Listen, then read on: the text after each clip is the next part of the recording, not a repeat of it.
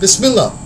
Just making this short video to make an announcement that as of the 18th of January, I am offering a new course. This time, this course is going to be covering Mulla Sadra's The Wisdom of the Throne, the Hikmat al-Arshiyah, as well as a supplementary reading, Haj Mulla Hadi Sabzavari's Sharh Manzume, or the Metaphysics of Avicenna.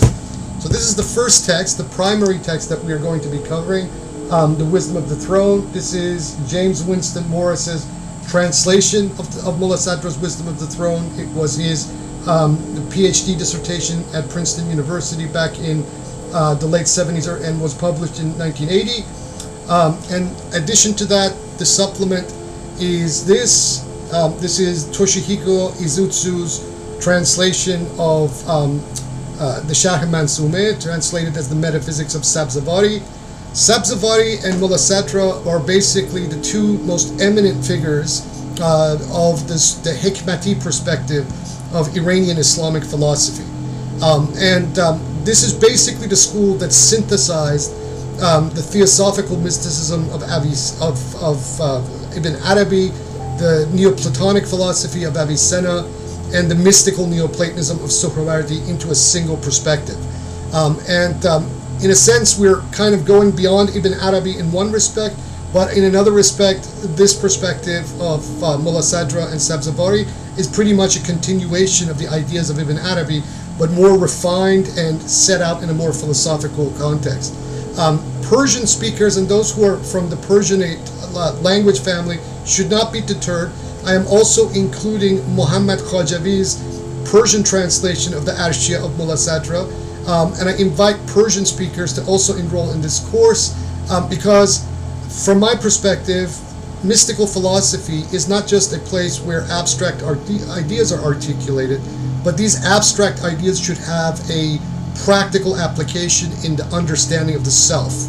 So if this philosophy, if this perspective has been called existentialism or Iranian or Islamic existentialism, then such existentialism should have an immediate application to understanding the world. This is what I tried to do with the course on Ibn Arabi, so that I wasn't pigeonholing anyone into a specific interpretation of Ibn Arabi's ideas.